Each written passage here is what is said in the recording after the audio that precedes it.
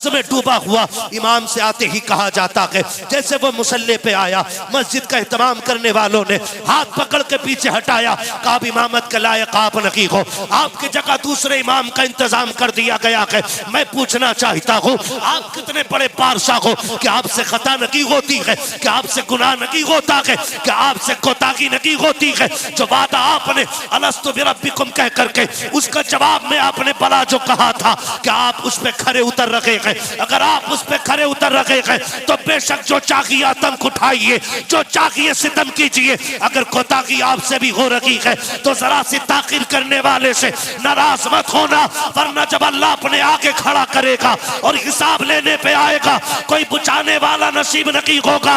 अगर ये चाहते हो कयामत का हिसाब हल्का हो जाए तुम अपने दावे के साथ नरमी किया करो, खुदा तुम्हारे साथ हिसाब में नरमी करके दिखा। तकबीर, नारे रिसालत, पैगामे मजहब इस्लाम, मसलके आला हजरत, जश्ने गौसुल वरा कॉन्फ्रेंस, हजरत अल्लामा मुफ्ती हम्माद रजा मुरादाबादी। वाह वाह, तवज्जो है सारे लोगों की। डरें अल्लाह से, डरें। दो चार सजदों की तौफीक मिल गई है ना तो फिर दुआ ये करें अल्लाह ये कबूल कर ले। हमने जो कर लिए हैं ना हम कर ना सके, जैसा हक था हम वैसा ना कर सके। मालिक हम आ गए ना तेरी बारगाह में आके गिर गए, बस अल्लाह इन्हें कबूल कर ले। याद रखिएगा वो नाराज हो जाए तो करोड़ों बरस की इबादत मुंह पे मार देता है जी, जी। और वो राजी हो जाए तो कुत्ते को पानी पिलाने वाली औरत को जन्नत नसीब फरमा देता है। सुभान अल्लाह, सुभान अल्लाह। मसला उसके कर्म का है। जी, हक है। किस चीज का है? अल्लाह के कर्म का, अल्लाह के जोर से अल्लाह के कर्म का मसला है। मेरे बच्चों कोशिश करना अल्लाह को राजी करेंगे इंशाअल्लाह, अल्लाह को राजी करेंगे इंशाअल्लाह।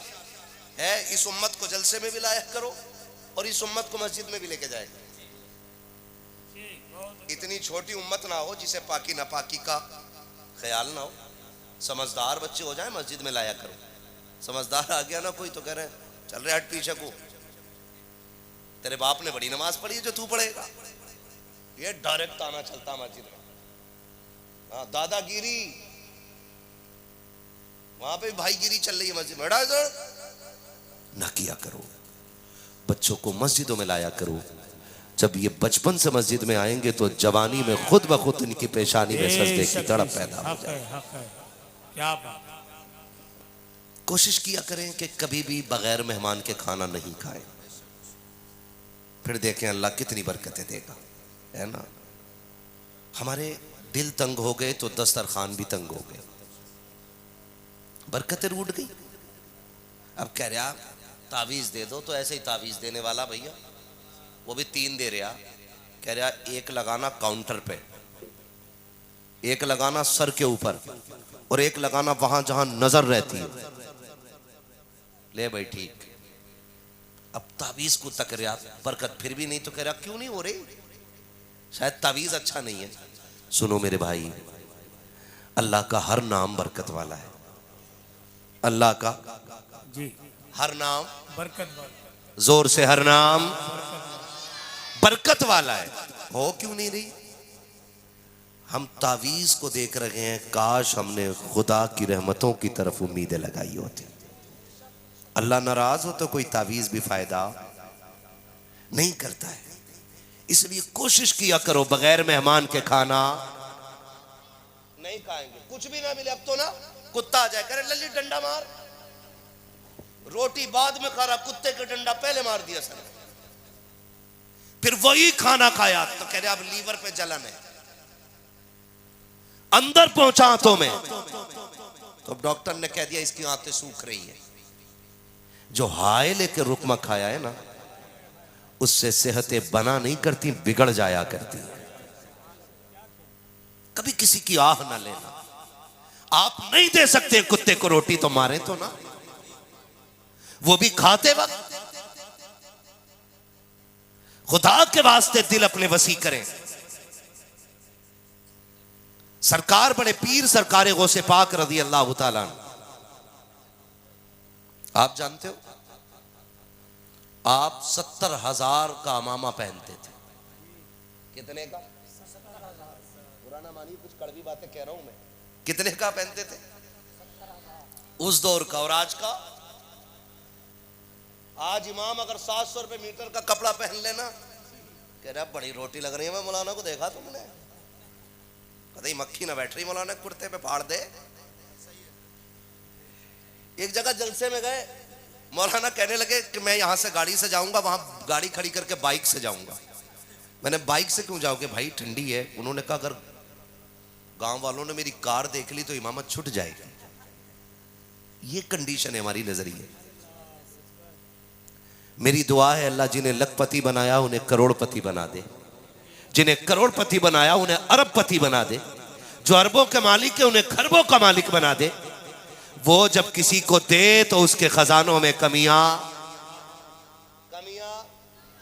नहीं आती है। किसी को देख के जलना नहीं चाहिए, बल्कि यह कहना चाहिए अल्लाह तूने जैसे इसे अपने करम के खजानों से दिया है, मुझे भी अपने करम के खजानों से अता फरमा दे। ऐसे मांगा करें अल्लाह से, ऐसे मांगा करें अल्लाह से, फिर अल्लाह देता है, फिर अल्लाह देता है। सरकार बड़े पीर की जिंदगी आप देखें, बड़े पीर कोई आम नहीं है। ये वो हैं जो आलम अरवाह में भी वली हैं, माँ के शिकम में भी वली हैं, और पैदा भी वली हो रहे हैं। सुभान अल्लाह, सुभान। पैदा भी वली हो रहे हैं। आपने बार बार सुना होगा कि सरकार बड़े पीर रमजान शरीफ में, जब पहला रमजान शरीफ है ना, तो रोजा रख ले रहे हैं। जिंदगी का पहला महीना है, गौसे पाक क्या कर रहे हैं? रोजा रख ले रहे हैं। और 11वीं खाने वाला 5 रोजे नहीं रख रहा है। सारे ही साफ है, बीड़ी पी रहे, आप चौक में खड़े होकर क्यों ना रखा रोजा? तबीयत ठीक नहीं है, यहां दर्द है, डॉक्टर ने 2 दवा दी है, वो दोपहर में खानी पड़ती है। ये बहाने बना बना के रोटियां तोड़ रहे हैं। सरकार बड़े पीर की जिंदगी आप देखें, पैदा हो रहे हैं तो रोजेदार है। पूरे बगदाद में ये बात मशहूर हो गई कि ये जो बच्चा पैदा हुआ है सैयदों के घराने में, सुना है ये रोजा रखता है। और सिर्फ मशहूर नहीं, मोतबर भी इतने हो गए कि जब ईद का चांद देखना था तो अब्र हो गया। लोगों ने कहा कि भाई चांद तो नजर नहीं आया, क्या करना है? कहा सैयदों के दरवाजे पे चलते हैं, उनकी वालिदा से पूछते हैं कि उनके बेटे ने दूध पिया है कि नहीं पिया है। अगर पिया होगा तो समझ लो ईद है, और नहीं पिया होगा तो फिर रोजा रखा जाएगा। इतनी मोतबर जात सरकार बड़े पीर की है, और यही सरकार बड़े पीर हैं। अल्लाह हम सबको कादरी रखे और कादरी बना रहे। मेरे इमाम ने कहा था कादरी कर, कादरी रख, कादरियों में उठा, कदर अब्दुल कादिर कुदरत नुमा के वास्ते। यही सरकार बड़े पीर है। उम्र शरीफ 4 बरस है। कितनी बोले? सारे बोले कितनी? 4 बरस। जो लोग खड़े हैं वो बोले जरा, कितने साल? 4 साल। यहां कोई है 4 साल का बच्चा? नहीं ना, सारे ही 4 प्लस हैं। 4 साल का बच्चा कितना बड़ा हो सकता है? सरकार बड़े पीर 4 साल की उम्र शरीफ में बच्चों के साथ खेल रहे हैं। लेकिन उनका खेल आज के बच्चों की तरह नहीं था। 100-150 गालियां बोल देते हैं शाम तक, और फिर अम्मा से शिकायत करो ना, आपके बेटे ने गाली बोली है। बच्चा है अभी, समझदार होगा खुद छोड़ देगा। जैसी समझदार होता डायरेक्ट अम्मा को गाली बोलता है, और जब अम्मा को गाली बोलता तो अब्बा मुस्कुराता, देखा वो अब्बा भी नहीं डांट रहा है। और जब अब्बा नहीं डांटा फिर और बड़ा हुआ तो अब्बा को गाली। ये ख्याल रखिएगा जो मैं बात बता रहा हूं। अगर बेटा मां के खिलाफ बोले तो बाप ना सुने, और बाप के खिलाफ बोले तो मां को बाप के खिलाफ बेटे को बोलना नहीं देना चाहिए। इससे आपका पल्ला भारी नहीं होगा, पल्ला हल्का हो जाएगा। यह एक बहुत बड़ी बला चल गई है। आज जो औलाद बेटों के खिलाफ, बेटे आज जो माँ बाप के खिलाफ है ना, वो कहीं ना कहीं इन्हीं हरकतों का नतीजा है। माएँ बहनें बैठी हैं, इनसे कहूंगा कभी भी अपने शोहर की बुराई अपने बच्चों के सामने ना करना, इसलिए कि बच्चों का मैलान ज्यादा तरफ मां की तरफ होता है, और बच्चे ऑटोमेटिकली मां के पाले में जाते हैं, मां की तरफ जाते हैं। क्यों? क्योंकि वो ज्यादा वक्त मां के साथ गुजारते हैं। और माँ गुजारिश है आपसे, आपका बेटा कमाने लग जाए तो शोहर से दस्तबरदार ना होना।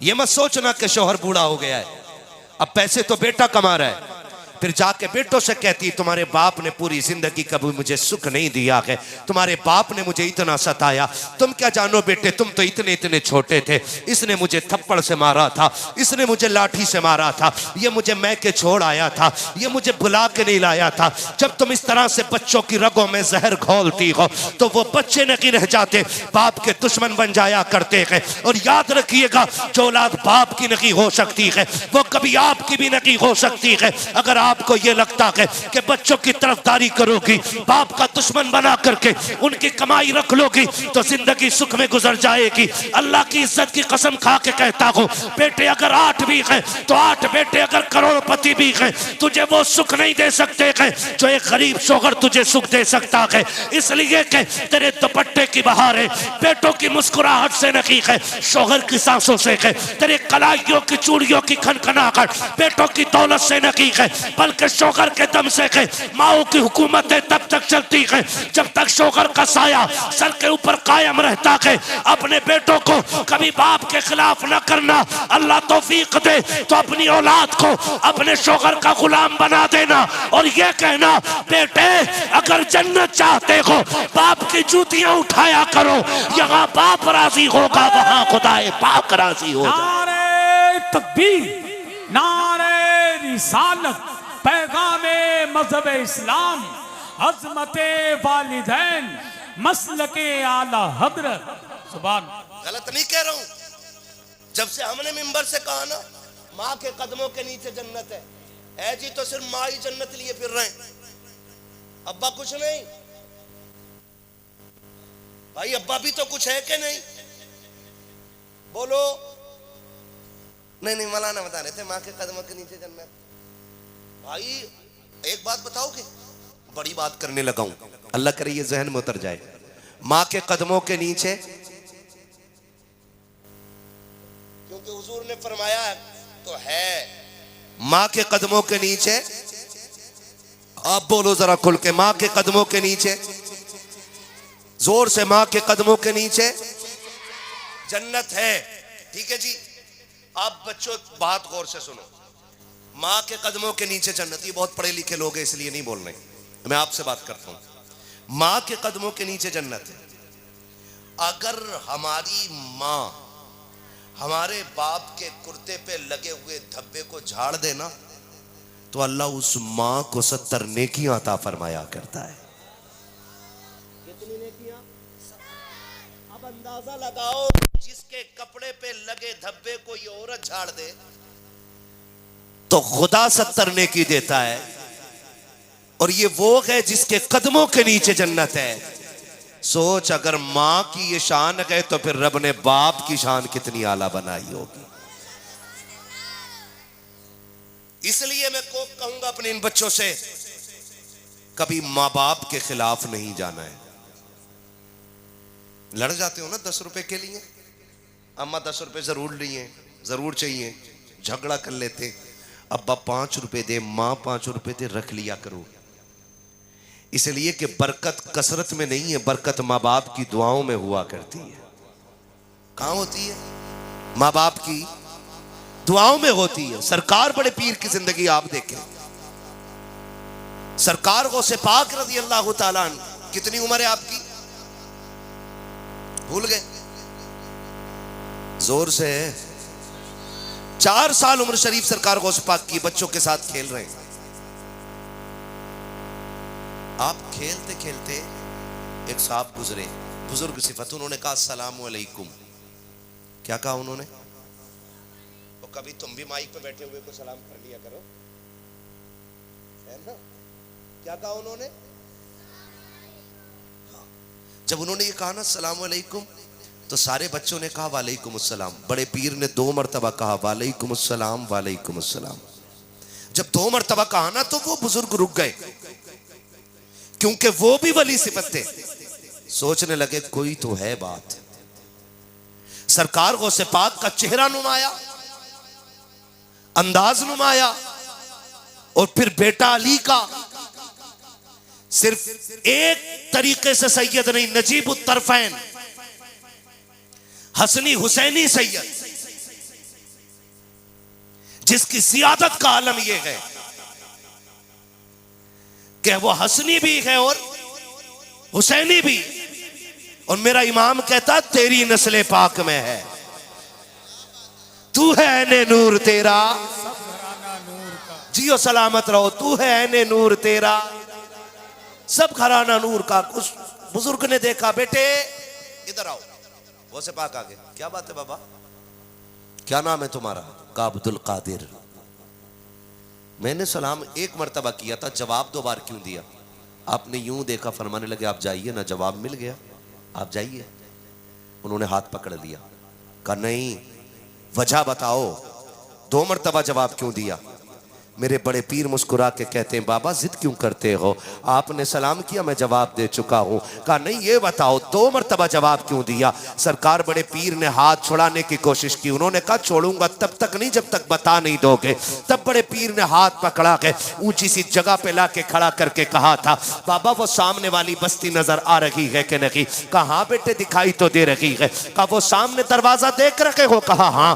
कहा वो किसका दरवाजा है? कहा सैयदों का दरवाजा है। कहा याद है आज से 4 साल पहले इस बस्ती से आप गुजरे थे? कहा हाँ याद है। आपने उस दरवाजे पे सलाम किया था कि नहीं किया था? कहा हाँ किया तो था। कहा क्या सोच के सलाम किया था? कहा मैंने ये सोचा था सैयदों का दरवाजा है, सलाम करूंगा जवाब मिल जाएगा, बरकतें भी मिल जाएंगी, रहमतें भी मिल जाएंगी। कहा फिर बताओ तो सही जवाब मिला था कि नहीं मिला था? कहा जवाब तो नहीं आया था। कहा जानते हो जवाब क्यों नहीं मिला? कहा बेटे ये तो नहीं मालूम है, सरकार बड़े पीर कहते हैं इसलिए जवाब नहीं मिला था कि उस वक्त घर के अंदर कोई मर्द मौजूद ना था, सिर्फ मेरी मां मौजूद थी। उस बुजुर्ग ने इस सरकार को से पाक के चेहरे को देखा और देख करके कहा था ये बात तो समझ में आ रही है कि 4 साल पहले आया था, लेकिन तुम्हें ये कैसे पता है कि 4 साल पहले मैं आया था? बड़े पीर ने कहा था जब तुम आए थे और तुमने सलाम किया था अब्दुल कादिर उस वक्त मां के शिकम के अंदर मौजूद था, और जब तुमने सलाम किया था मैंने तुम्हारा सलाम सुन भी लिया था, अगर चाहता तो जवाब दे देता, लेकिन मां के डर के खौफ से मैंने जवाब नहीं दिया था। बड़े पीर कहते बाबा जी सुनो, सैयद अपने ऊपर किसी का एहसान बाकी नहीं रखते हैं, एक जवाब आज का दिया है, एक जवाब दे करके 4 साल पहले का अब्दुल कादिर ने कर्जा उतार दिया। नारे तकबीर, नारे रिसालत, फैज़ाने गौसे आज़म, करामते गौसे आज़म, मसलके आला हजरत, सरजमीने गालिया बरेली शरीफ, हजरत अल्लामा मुफ्ती हम्माद रजा मुरादाबादी, अंजुमन गुलामाने मुस्तफ़ा कमेटी, नारे हैदरी। भाई ये सरकार बड़े पीर हैं, सरकार गौसे पाक रज़ी अल्लाह ताला। आज बुरा लग जाता है ना, कोई किसी की इस्लाह कर दे तो नाराज हो जाते हैं लोग। भाई मेरे बारे में ऐसा कहा क्यों? अपने आप को देखते ना, मुझे क्यों बोला तुमने, मुझे क्यों बोला तुमने? बुरा ना मानिएगा। हसन भाई बैठे हुए और मैं रामपुर से लेकर के बरेली तक अतराफ व जवानिब के तमाम उलमा से और जिम्मेदारान से एक मुअद्दबाना अर्ज करूंगा। मैं तकरीबन 3 महीने से अपने इसी इलाके में हूँ। थोड़ा तबीयत के नासाज होने की वजह से बाहर के मैंने ज़्यादा सफ़र नहीं किए, लेकिन मुझे बड़ी तकलीफ हुई है। इतनी तकलीफ हुई है कि अपने इलाके के जितने उर्स हो रहे हैं ना, बुरा ना मानिएगा, ये बात हकीकत है, जितने उर्स हो रहे हैं उसमें 80% उर्सों में ढोल बज रहा है, कव्वालियां हो रही है। क्या हो रहा है उनमें? कव्वालियां हो रही हैं उनमें। मैं कभी सोचता हूं कि अगर साहिब मजार को निकलने की इजाजत होती ना, वो लठ बजाते निकल के इन पे कि उर्स करना भूल जाते। सच्ची बात बता रहा हूं, 80% से ज्यादा। और आप सोशल मीडिया चेक करो, बाबा का मजार है और नचनिया बैठी है, नचनिया। और मेरी कौम के बिगड़े हुए लोग जिन्हें दीन शरीयत का इल्म तो क्या हवा भी नहीं लगी है, वो ठेके लिए बैठे, उनके ठेके। बर्दाश्त कीजिएगा, बड़ा कड़वा बोल रहा हूं। लेकिन उसूल है मेरा चापलूसी करने नहीं आया। मैं आईना को दिखाऊंगा दाग चेहरे के, जिसे खराब लगे सामने से हट जाए। हक है।